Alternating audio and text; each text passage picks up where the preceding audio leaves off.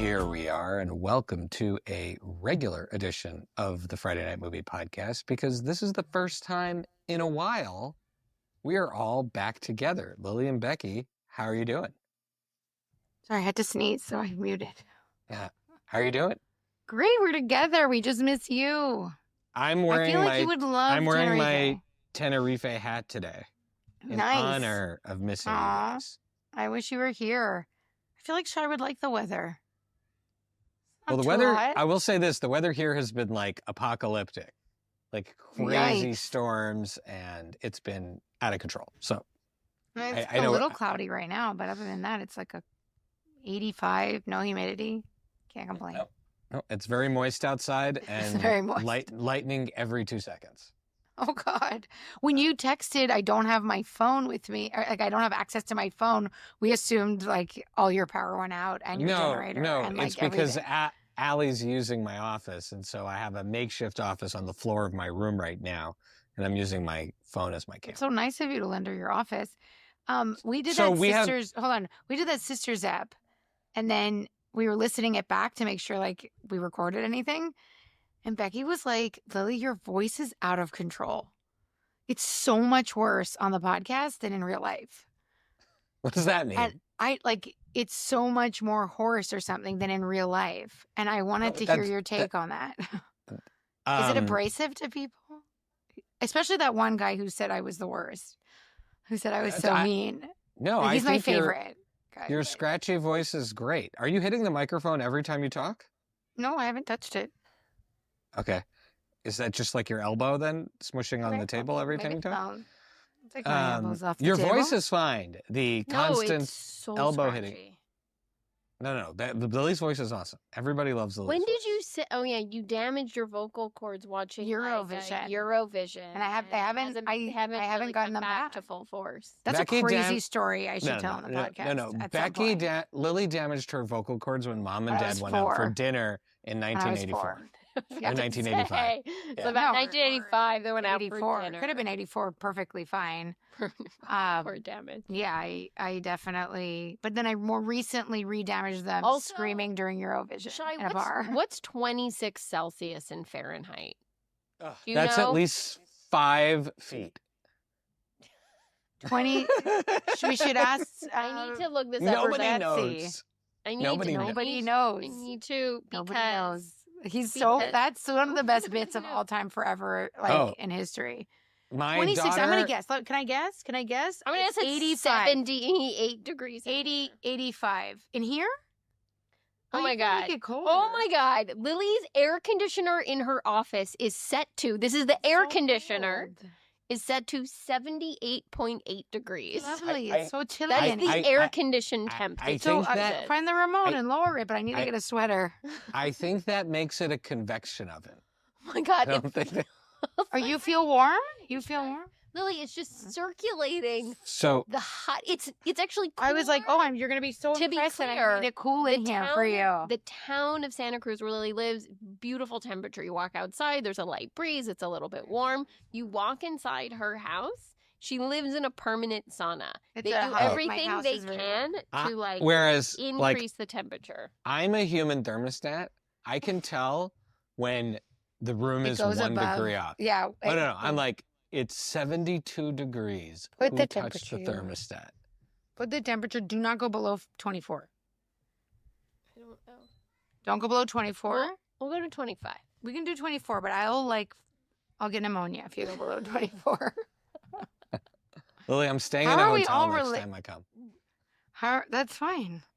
But the hotel doesn't have air conditioning either. No, exactly. Okay, so we have a lot to catch up on. We've been watching a lot of things. So I have 3 big things that I have, actually 4 big things that I have watched recently. One is The Bear, Allie and I just finished. We finished White Lotus before that. And then last night we finished Welcome to the party. Don't act like when you say before that, you're remotely within like the realm of everyone else. When people were talking about it. Yeah. I'm just saying it took us time to catch up on everything. And then we knocked out Shoresy over the last 2 days. I've been saving that. The new season of Shoresy, very special season. And then, of course, there's some Superman we got to talk to. We can do that at the end. But let's first talk about something. Because Lily bailed. Yeah. Let's talk about where this all started, and that is, let's talk about where this all started for this week, which is The Bear. The Bear. We always do a summer episode. I think it's amazing that your kids are on this episode too. I'm so sorry. Did they have thoughts on The Bear? No, they're running their own kitchen and they're screaming at each other. Cousin! So they're like, yes, chef, cousin, yes, chef. Well, 2 seconds. Chef, 2 seconds. Fine. They're actually, that's what it teach is. Them how to playing. do the. Teach them how to do the like. Teach them how to do the like. Oh my God! Can you imagine a world in which my children don't have to ask me stuff. They don't have to. We just do like hand signals. Yeah. You know what's so funny is this season watching it felt much more to me like I was watching a stage play, and it weirdly reminded me of watching something like the movie version of Fences, where you have these really intense, dramatic, emotional scenes with long monologues and incredible dialogue.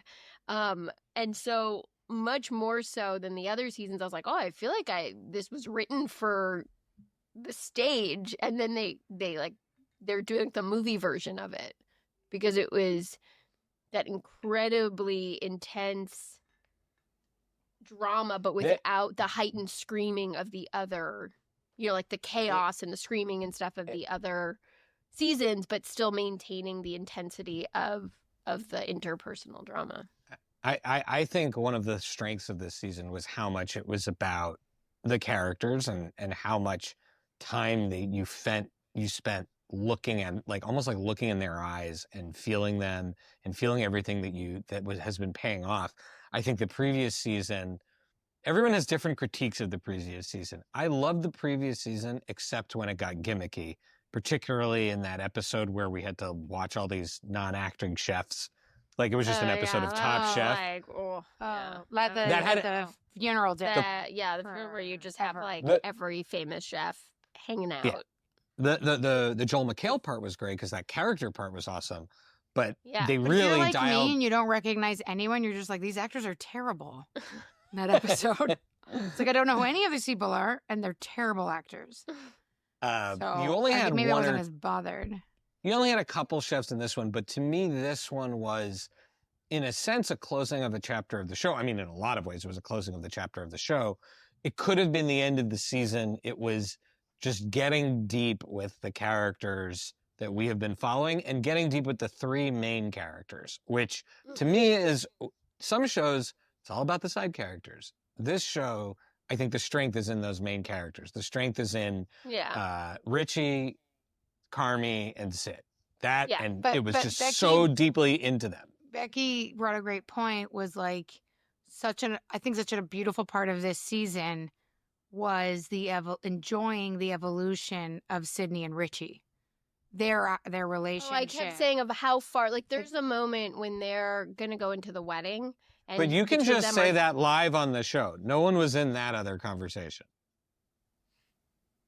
No, I was saying, while I was watching it, what made me appreciate it more is what I mean is, while I was appreciating it more because Becky reminded me. She was like, remember when they hated each other? Remember season 1? I was like, how far they've come. And I kept, so for me, I maybe kept enjoy it more because I didn't remember. No, in my mind, I kept revisiting where those two characters, you think about where Tina started, where all of them started, but you think about where, specifically because you're saying it's these three characters, how they anchor the show, and you talk about, you talked in our text, and I'm sure you'll talk about it now, how far Carmy's come.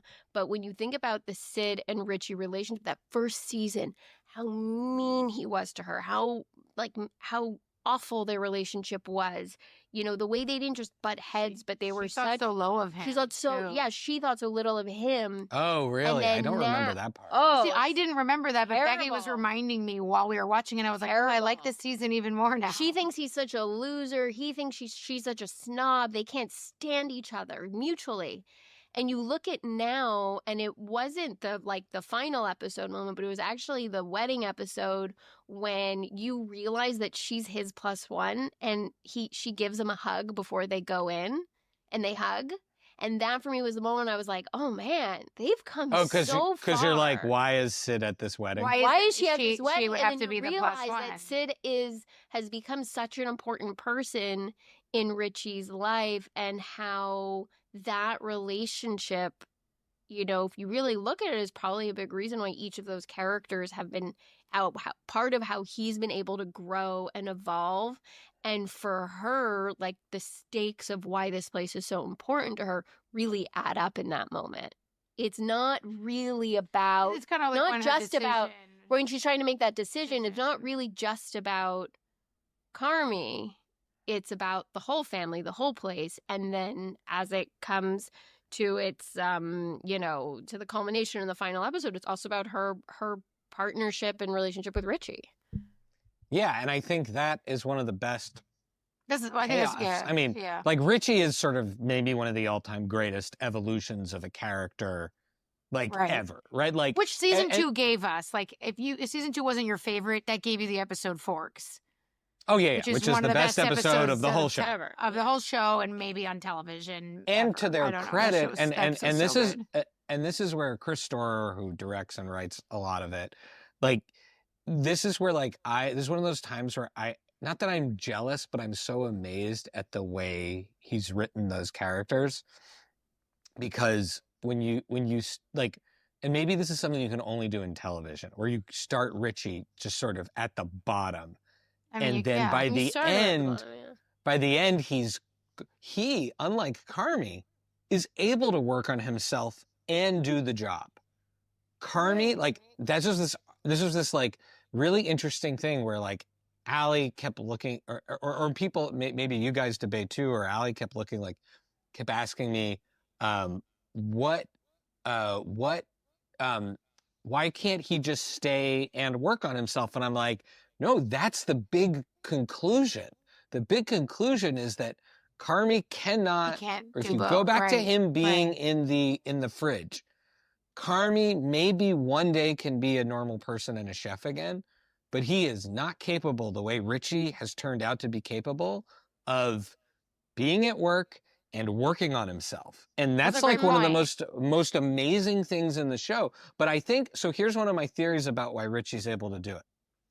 Carmy ultimately has never been responsible for anyone but himself. He's always ran away. He doesn't have a kid. Well, he barely can keep a relationship. Right. He's not a leader. He's a visionary, but he's not a leader, right? He's the star. Right. He's the franchise player. But whereas Richie, I think because of Richie's parenthood and his growth in his relationship with Tiffany. Is that Jillian Jacobs? Yeah. Like, his life experience prepared him to balance all of that in a way Carmy is not capable. And I think, like, one of the most genius parts of the show was Carmy having to fight to convince them that he's not quitting. It was amazing. Like, it was some of the best acting I've ever seen. I have to say, there's two things. One is that also, we said, like, he hasn't had to work on it, like, himself, or worry about anybody but himself. The thing is that he had nothing else but the food, but being a chef. Mm-hmm. Richie, by default, had a wife, even now an ex-wife, now has a new husband with a wife, has a kid. And Carmy closed off his life to, like, there's only work. And it showed, like, you can't survive without that balance, without both. And one of the most amazing reveals, even though we've all known it, right? Because that's how it's so amazing about this show, right? We've all known what the issue is, but when Richie admits his resentment towards Carmy, and that he felt he was resented, but ultimately, like, it's Carmy's family, and Carmy's never given them the family, and Richie's only wanted that family. Mm-hmm. And that was just such a great payoff, and I think that's part of why because he didn't have it, he had to work harder for it, and because Carmy had it, and it was so screwed up, he spent a lot of time running away from it. Well, there's also this idea that, which each of them admit, that they imagine that what the other person has is better than what they have, or it's the thing that they want. And for Carmy, it's the fact that Richie really knew his brother and really had that relationship. And for Richie, it's that Carmy got out. He had success. He was important. You know, he was doing something. Right, like really Richie, like the thing where Richie said he got the cookbook. Yeah. And he tried to I can do this. As if like I can do, right. Like being a painter and being like, I can just paint myself, like, and whatever. I think also.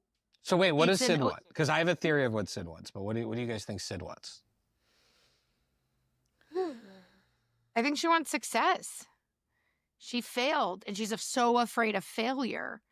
So I think she wants a true shot at success. And that's the only reason she was going to go to Shapiro, I think, was the opportunity to be a winner. When she first showed up, she wanted to learn from Carmy. She wanted a mentor. Right. And she's not capable of that. Right. What she wanted was a mentor. And her line in the sand for staying is having a partner, is having Richie as her partner in the business. So based on that, I would say what she wants is not like just success. I think that's what she thinks she wants, but it's actually relationships and partnership. Oh, wow. That's really cool. That's not where I was going, but I think that's... She's not doing it alone. I think that yeah. Well, first of all, I think in a way relate Shapiro was offering her that. But I think that there's a certain... Like, also there's the devil you know, right? Like Shapiro's, and that's so many of our decisions in life, like, are made, you know, the safe bet. And while the bear isn't the safe bet, it's the devil she knows, and the success will be that much more sweet. I think she's afraid of failure, and she has failed big multiple times. And the challenge and finally getting to the place where she has real partners in the bear. I just have to mention this. One of my favorite moments of the season was the reminder of the sibling relationship in these rings of family. The wedding is such a cool episode.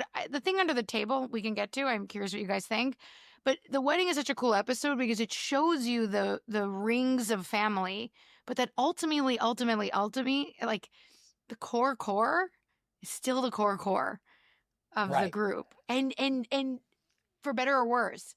And when Sugar, when Natalie says to him on the phone at the beginning of the season or the third episode or something like that, I give you permission to stop if you don't love it anymore.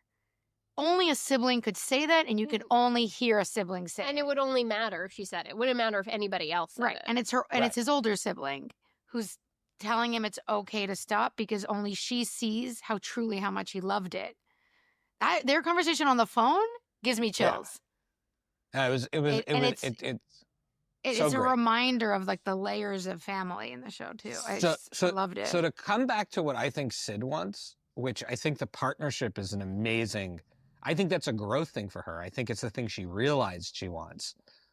But she also wanted Carmy's confidence.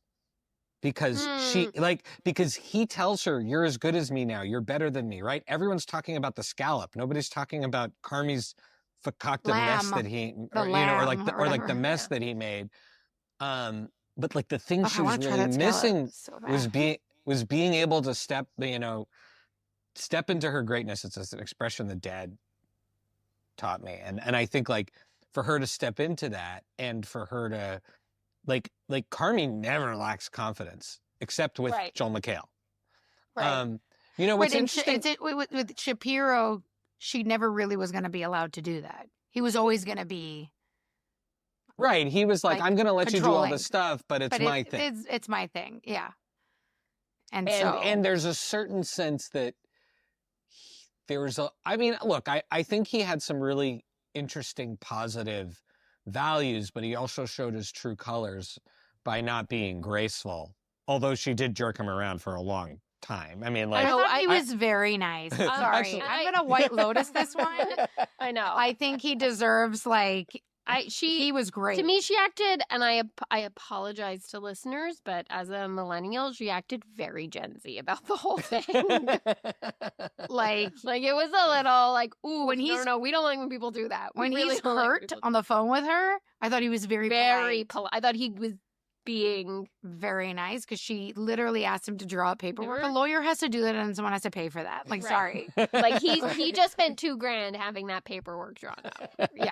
I was like, that's true. And I would say the other thing is that, but an interesting sort of reveal in it is that what Carmi reveals to her is that Adam's fine, but he needs her because she's great. And that's a cool thing. Like, she's really become great. But that doesn't mean you can treat someone, you can drag someone out. Also, on Never Have I Ever, his name is also Shapiro. So I find it very confusing. I'm like, is that just his name in real life? Shapiro? No, he just looks very Jewish. Yeah, I guess. He just looks like an Adam Shapiro. I mean, I really appreciated that at least the Jewish character wanted to give his employees health care. Yes. Yeah. I like that. That to me was... I'm sorry, but Schnorr, Rob Reiner is... Schnorr, basically. Oh, he was amazing. He's amazing, and he's definitely Jewish and super smart, and that's another good Jewish character. Well, I was afraid he was going to try and screw Ibrahim. Allie was like, worried oh my God, they're going to lose the beef. No, he's going to accidentally, give it away or something. No, but now they're going into business with a computer. The payoff in the scene with when they're yelling at each other. Oh my God, when Uncle is just honking the horn and will not let computers. Okay, so what I think is great about this season, and what always annoyed me about the second season, and annoyed me in certain, is that the core, like this, and I guess you have to do that in a show where you have multiple seasons. Like, you got to expand out. Like the second season is like a lot of hit singles, and if you like them, they're good. If you don't like them, The third season, to me, comes back to Carmi, but then it has these huge interruptions. Whereas this season, aside from stringing out the Sydney thing, which I think eventually you all kind of figured out that the change was that Carmi was going to leave. Like, it became obvious that Carmi was taking himself out of the equation. I didn't see that coming out. That was one of the things I called right away. Towards the end, when he starts letting everybody cook when he doesn't have any notes for her on the dish or Marcus's dessert. It's not even a huge prize. It's not even when he streamlines the menu. It's when he doesn't have notes on those two dishes. You're like, this is weird. But he's not just doing it to have an easy out. He doesn't give Marcus notes, and then Marcus wins a huge award. Right. It's not... He's letting people fly. But I would say is the brilliance of the show is they make you wonder, is he giving up? Or is Marcus that good? Marcus is that good. Like good? Like the or did he really just know when the dish was perfect? And he's that good. And he's that good. And he pushed.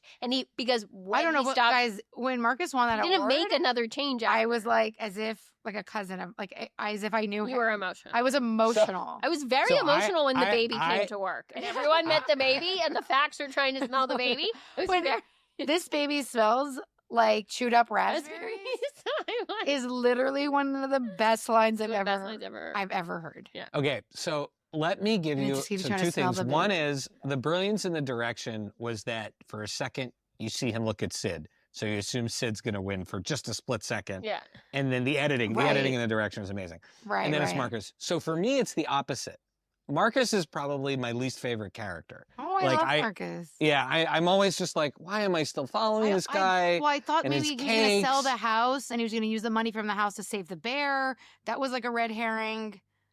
Whatever it was, I just have never, I was, him working with Luca was great because I love Will Poulter, but like the Marcus episode to me was always the most boring episode. I'm like, God, and he's making the cakes. He's sad, whatever. He's never been, to me, he was just like a big like sympathy bomb. I don't know why we brought in the whole like real estate agent in his house and Will Poulter and that weird like rivalry. That was a bit shoehorned. Well, It was fun.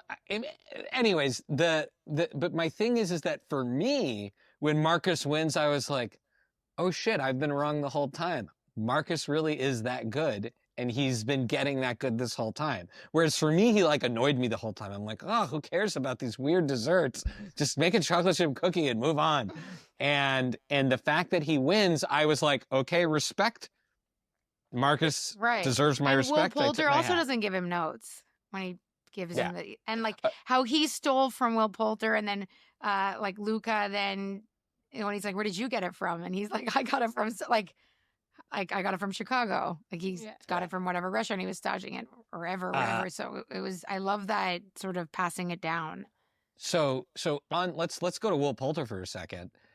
So is he gonna be in the show next season? I mean, he's a bona fide movie star, as is Jeremy Allen White at this point. I mean, look, there's a lot of movie stars in that show, but Jamie Lee Curtis. I think who was amazing. We didn't talk about her this season. We'll get to it. We'll get to it. The Will Poulter, like the lack of ego of his character to me reflects the lack of ego of what he must be as an actor. Because this is a guy who's going to be, headlining Marvel movies. He was just in Death of a Unicorn with Paul Rudd, right? Like, yeah, I mean, he does ensemble stuff, but he's doing stuff that makes lots of money. And here he is being like, I'm going to stage in this restaurant. And I was like... it's like meta. It's like meta. Well, yeah. Well, but also his performance is like so incredibly generous. And low key. And so like it made me love him, but there's also like a question of, I'm like, okay, is he independently wealthy? Or does this character really have no ego? And that's what this character is. He has some sort of backstory they allude to, that he had to come back to Chicago and he had to stay a little longer. His sister. Like there's something there. He's working basically for free in a restaurant that's falling apart. He's basically backfilling the talent level of Carmy as Carmy is checking out. But I think story-wise, what I took from it, what was important, is that it is again reinforcing how important Carmy is in this world, and how being near him says so much about you. It's like a gold star for yourself. You know what I mean? And so for Will Poulter's character to come and stage and have the opportunity just to work in Carmy's kitchen again, even though he knows them and they're friends and they have history, that's how revered Carmy is. And also, I think it's someone at that level asks you for a favor, you show up. That's a big deal, to be asked. For him to think that you're so good that he's going to ask for a favor from you, Okay. So I think that's where it hit for me. I want to make a comment on backstory, because one of the things that as much as we get those like weird flashback episodes, like those bottle episodes, right? I love that this show does not beat you to death with backstory. You get glimpses, right? But you don't watch Jamie Lee Curtis. She's not a main character. You don't watch her go through her evolution.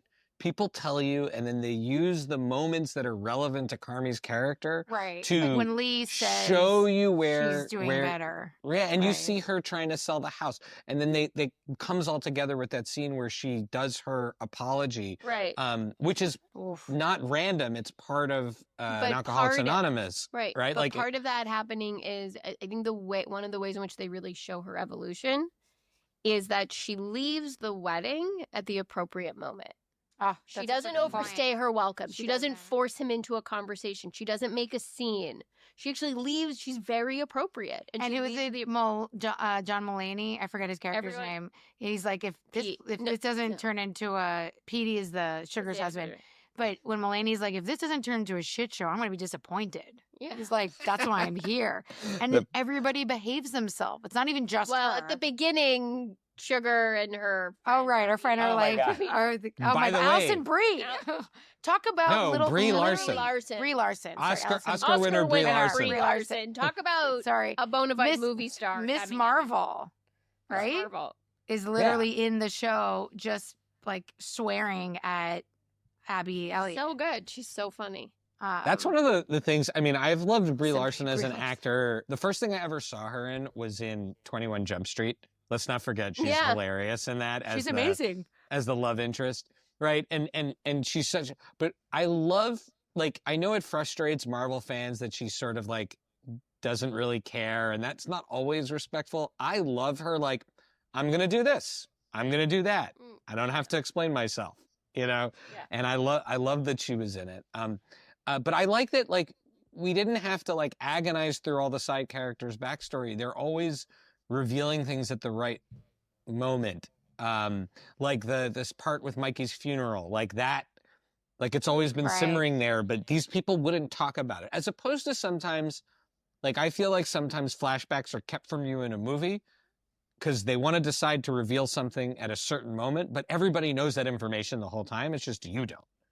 Whereas in this, I feel like they keep it for us because these characters are so repressed, or they're hiding something, or they don't want to talk about something. And it's like when they're ready to reveal it. Also, the reveal knocks the character off his guard because he doesn't tell anyone. It's told to the audience when someone he doesn't like and assumed his brother hated is the one that saw him and didn't tell anyone. So, like, yeah, right? Like Lee he tells everyone. He tells the audience. Bob Odenkirk, like, talk about a heavy hitter. One scene in a whole season he had. Yeah. 2 scenes, like that one scene in the kitchen. You know, the reveal is so well constructed. Yeah, that was amazing. Now, what's funny, you guys keep referencing the wedding episode. I admit that I slept through a lot of that episode. Oh, you should go back and watch it. That is, I think I will go back. You really won't like it. Maybe you will now. You'll like it better. But there's this like cutesy bit where they do where everybody goes under the table. It's like a bit silly. I was surprised it was in the show.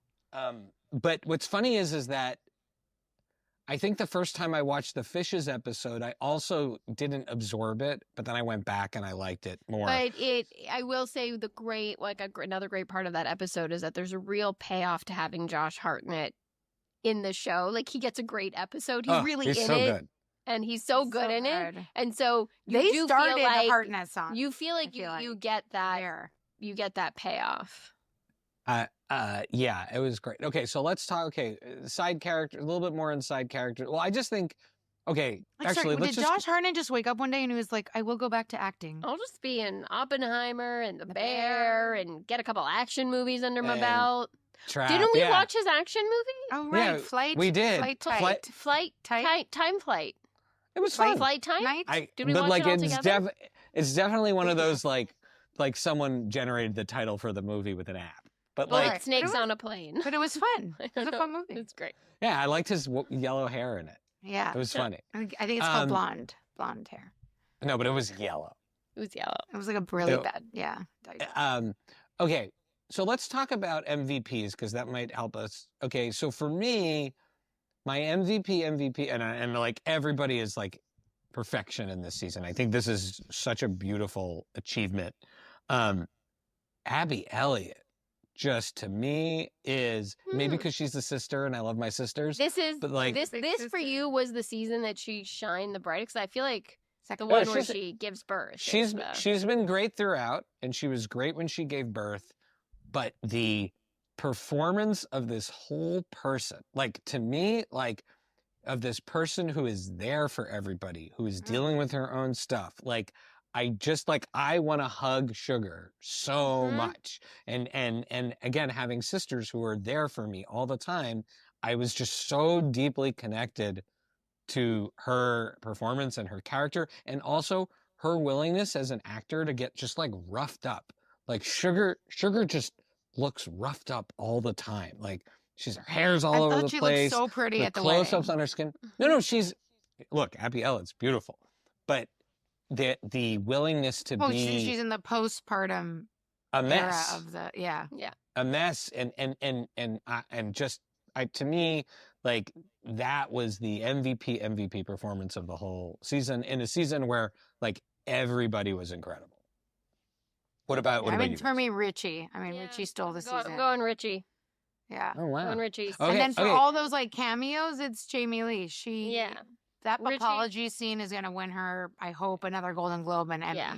That was pretty. That apology scene is. They were so good together in that scene. Look, and I think Jeremy Allen White, I mean, he should also win. I think he's incredible too. He's incredible, but they keep putting the show in a comedy. It's not supposed to be on. It's because it's Disney, 30 minutes. It appears 30 minutes. There was an episode that was like an hour. An hour and a half, I think. I think the last episode. And then on Disney, it appears under drama. So maybe it'll or maybe they just year. need to make a dramedy. A dramedy category? Category? I don't know. A workplace? Whatever. I think they should also stop. I don't want to make the awards meaningless, but maybe sometimes we should just give awards to all the people that cross a certain threshold of worthiness. Like I guess that's what the nominations are. No, but you don't. I see what you're saying. Everyone's a winner on the Friday Night Movie podcast. I just get that's. I guess the Golden Globe gives You get an award, and you get an award. I guess the Golden Globes give the ensemble. Lily rules. We'll just send everyone a little Friday Night Movie statue and be like, you won. We loved you. You're amazing. Could you imagine Jeremy Allen White, movie star Jeremy Allen White, gets a holding one trophy shaped like a pancake in his in his. And he's like, I made it, guys. I made it. Okay. Speaking of so let's transition. Speaking of him. I mean, I know he doesn't listen to this show, but how are you feeling about his Springsteen movie, which I have seen the previews for many times? Are his jeans tight enough? No.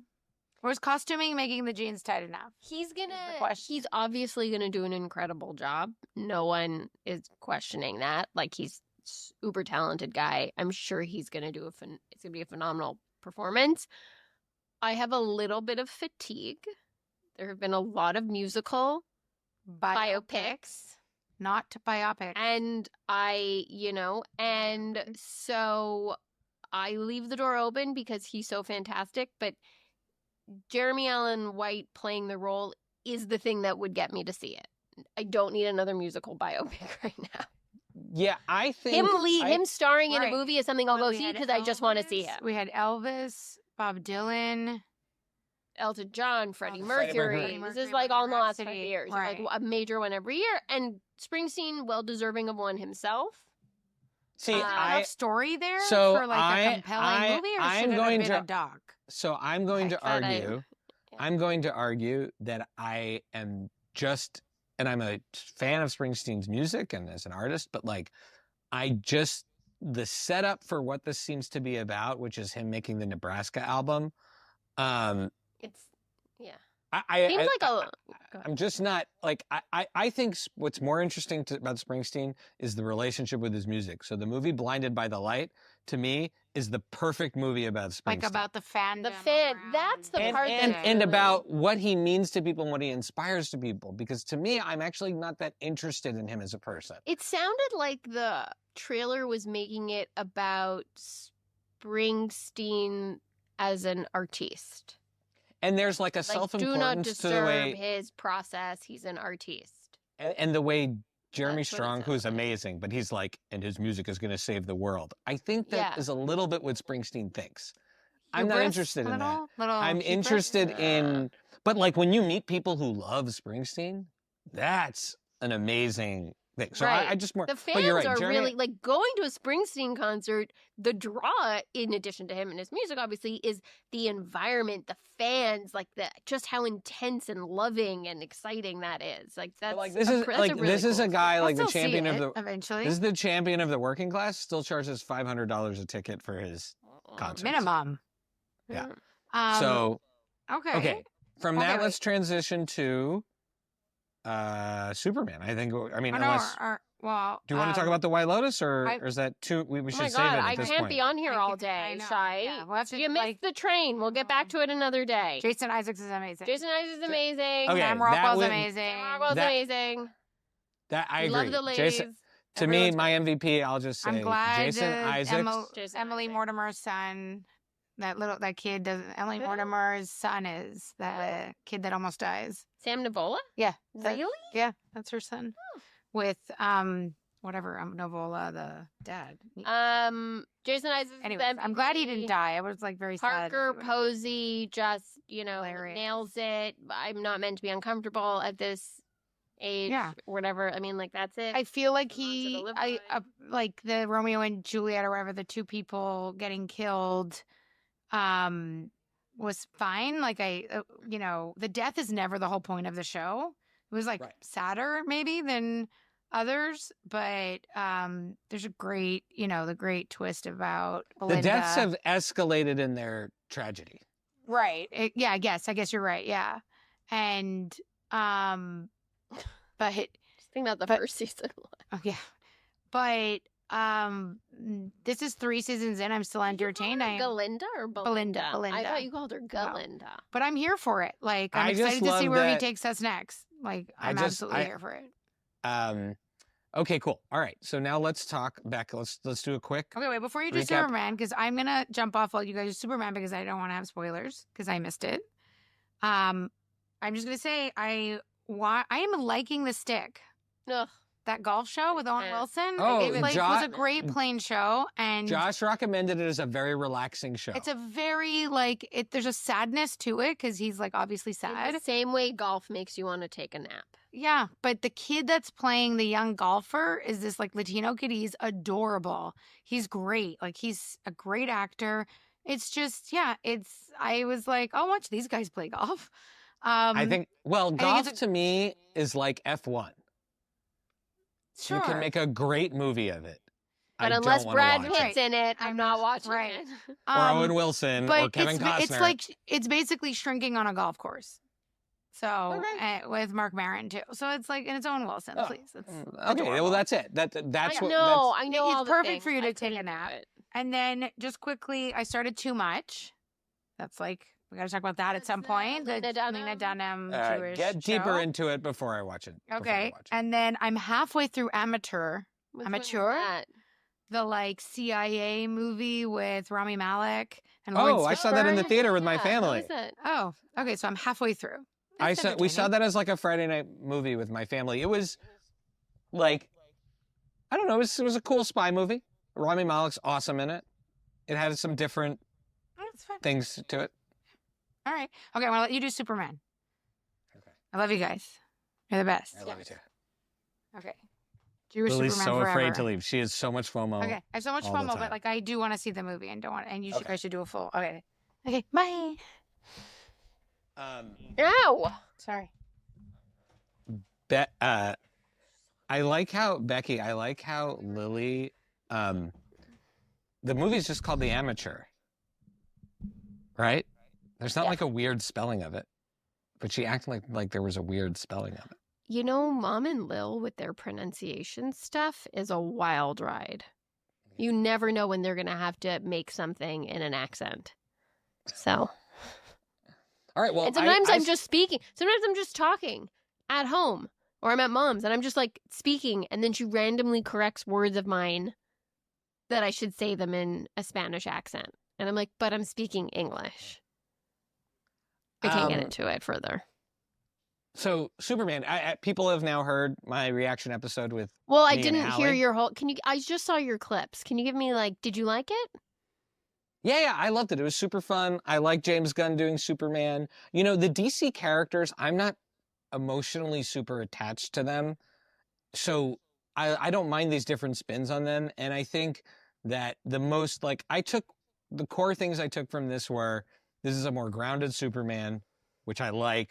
I don't like the COD conversation around Superman. Mm-hmm. I like more about him trying to fit in and be part of the world version of him.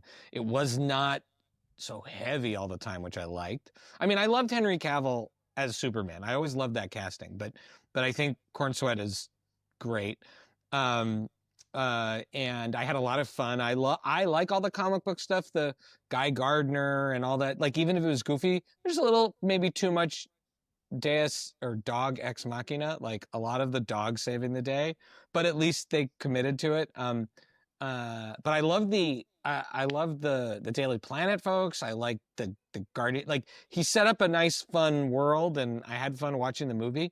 And to me, this was like a good start, and let's keep going with this iteration of the DC universe. I think one thing the DC universe has had going for it is that it's had versions that open and close, even if they've been rocky at times, as opposed to Marvel, which they can never reset now. Like Marvel, that's just it. They're stuck with it. I loved everything from the fact that they brought back his red trunks to which is a bold choice. That's not an easy thing to pull off. And you got to give Corn Sweat is that his name? Corn Sweat? Cornasweat? Cornasweat? A Jew from Lower Merion. I got to tell you, that's where we were born. That's my Superman. He's my Superman now. He pulls it off, and it just, for a superhero movie, for him to make the character feel very sincere, I don't think is easy. And it works beautifully. And I had fun, and I think that's what James Gunn brings to these movies, is that you just get to have fun. It reminded me a lot of like Guardians of the Galaxy, where you're just having fun, and you don't need like it's not that there's no like plot holes, like things are all explained and rationalized, but you're on a ride.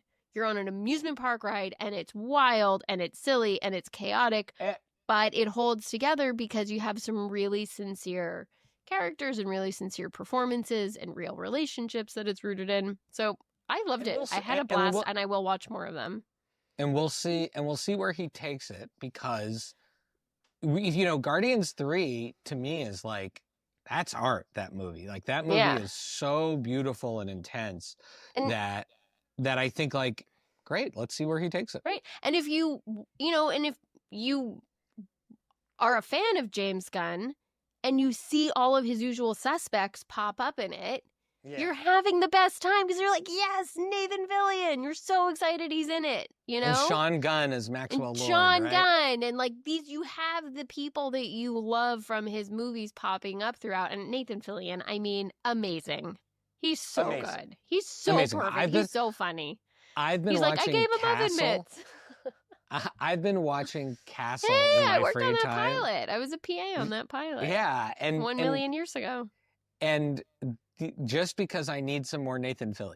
But I need like the charming scoundrel. I can't I'm not doing Firefly. It's too critically acclaimed, and I'm not doing The Rookie because it's too heavy sometimes. So I'm like settling in Castle, and I'm just like, whatever. It's so cute. Mom loves Castle. Talk about a show with like, at least in The Mentalist, the guy is a mentalist and has like a power. The premise that they say at the beginning of every episode of Castle is, the mayor likes me, so I get to help solve crimes. It's like, good enough. But he's Nathan Fillion. Who wouldn't want him to just tag along to everything you do? He's so charming. The other thing that I think James Gunn does that I'm like so amazed by is the camaraderie of the people who make his movies is so special. No, that's what I'm saying. I admire that. Like when they are on the red carpet, they're amazing. They're all having fun. He, clearly this must be a really special person to get to work with. But I want to do a couple of corrections based on the clips I saw from Allie. That when I'm like, were you watching the movie? Well, no. See, Beth, the funny thing is that Allie and I said the same things, but we had different reactions to the same things. Like, for example, it seems very obvious to me that the reason Baby Joey is being held prisoner is because Luthor is forcing his dad. It's how he's the leverage over his dad to like, to hurt Superman and to do these terrible things. Like, Allie, that's why they have the baby in jail, because it's a leverage over the dad that they need to use. That was a very obvious one. Part of Allie's question, though, is if this guy can turn into anything, why is his baby stuck? Because he can't hold his baby while he's metamorphosized. So if also Luthor, if Luthor can trap Superman, he can trap. And then right, I'm saying like, and then once you're in the pocket universe, how are you getting out? He'd have to use his powers to get out, but he can't both hold the baby and use his powers. Hold on. Also, it's not a random party girl. They explain that anyone who's crossed Luther, including all of his ex-girlfriends, are trapped in the pocket universe. So she was an ex-girlfriend. That's funny. So I mean, it's not funny. It's just... No, but that's not a random party girl. It's Luther's ex-girlfriend. So I also love that they introduced something like a pocket universe right away. Right? Like they don't have to like progressively get more strange. Like Luther is walking into into another. And I will say again, this movie, it's such a relief to jump into this movie because you're not doing backstory. It's not an origin story. And it reminds me, right? No more origin story. It's like with the Tom Holland Spider-Man, that first movie, he's just Spider-Man. We don't need to learn this. He's already Spider-Man. You're at the good part. The first 45 minutes, lobbed off. No one wants to see it. Yeah. You're just at the good part where he's already Superman fighting crime or whatever. Did you love that there was some Alan Tudyk in this? Oh my gosh, yeah, of course.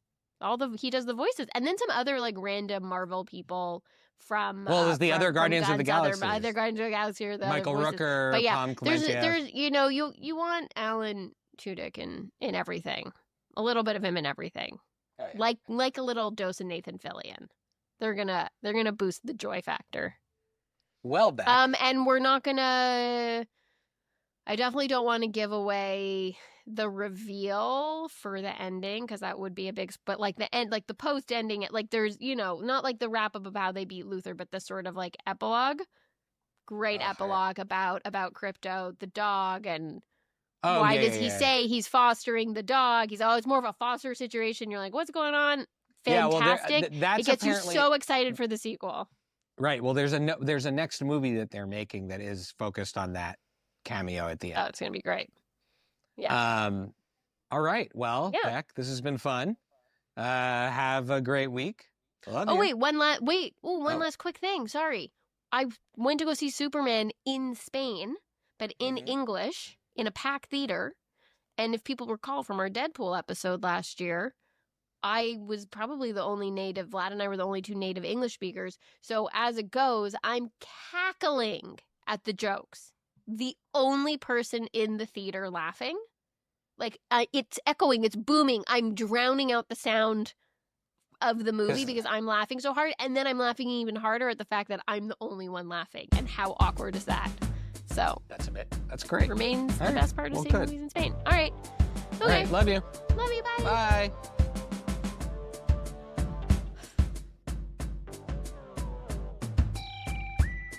Thank you for listening to Friday Night Movie, the sibling rivalry and pop culture podcast. Join the Friday Night Movie family by following @FryNightMovie on all of the socials and visiting our website, FryNightMovie.com. Our theme song is by What Does It Eat? And make sure to leave us a review on Apple Podcasts or wherever you get your podcasts. Thanks for listening.